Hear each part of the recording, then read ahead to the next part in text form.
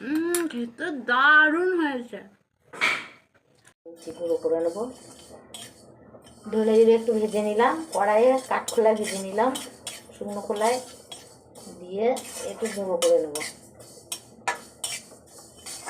এবার এগুলো আচারটা চাপিয়ে দেবো।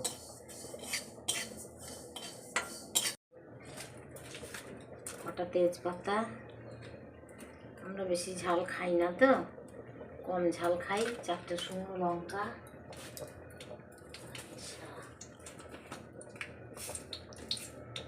একটু মুড়ি,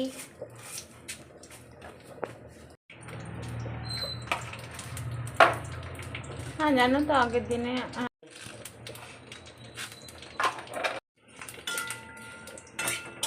ভেজে নেবো।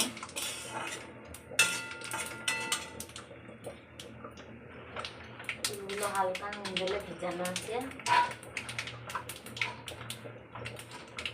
মিষ্টি কুলের আচার, মিষ্টি আচার, কুলের মিষ্টি আচার।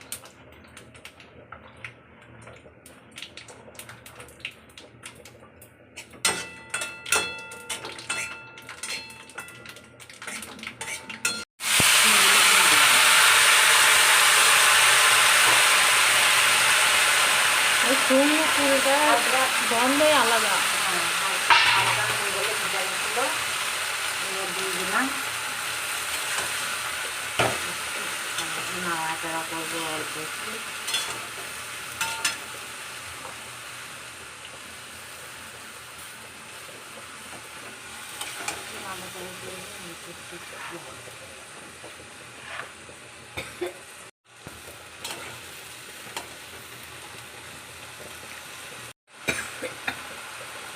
পোকা ধরবে না, আচারটা হলুদ দিল।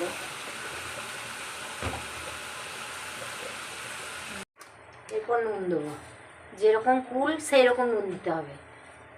নুন কম দিলেও হবে না, আর খুব বেশি দিলেও হবে না।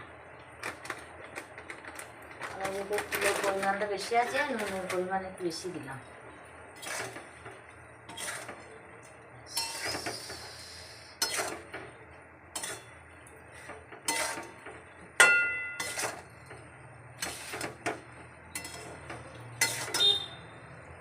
দিচ্ছি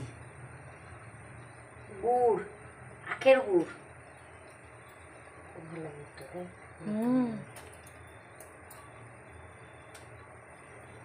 আচার করারই গুড়।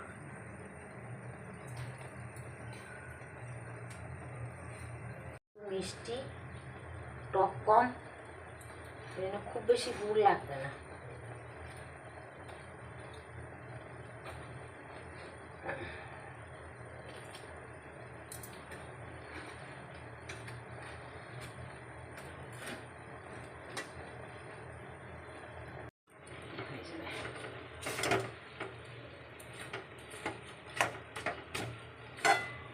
না জল দেবে?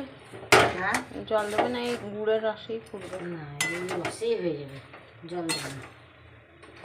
জল সামান্য একটু দিলে দিতে পারি, কিন্তু জল না দিলেও হবে। ফুলগুলো যেহেতু একটু ইয়ে হবে তো, সামান্য একটু জল দেবো, কেননা গুড়টা তো ইয়ে নয়, রস কাটবে বেশি। গুড়টা শক্ত, যার জন্য সামান্য একটু জল দেবো, জল না দিলেও হয়ে যাবে। জল দিতে হবে, জল দেবে। কত জল ভরতে দিচ্ছিস?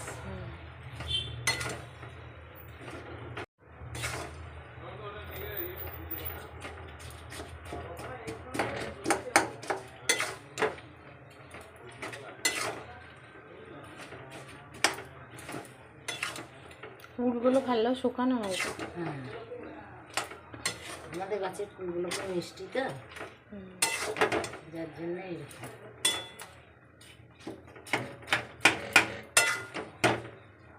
জল বেরোবে, এতেই হয়ে যাবে, আমাকে জল দিতে হবে।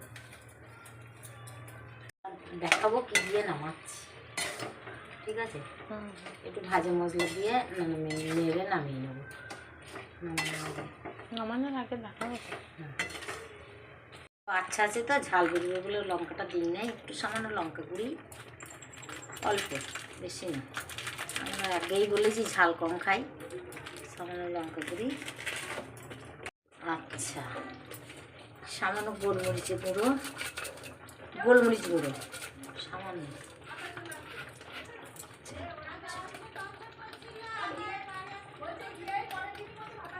সামান্য গোলমরিচ গুঁড়ো,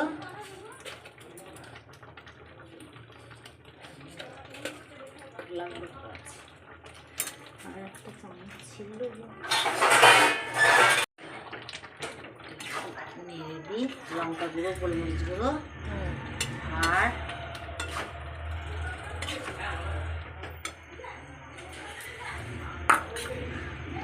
জিরে গুঁড়ো, ভাজা শুকনো খোলায় ভেজে গুঁড়ো, জিরে গুঁড়ো দেখেছি আমরা ভাজাটা। সামান্য জিরে গুঁড়ো ভাজা, ধনে গুঁড়ো ভাজা,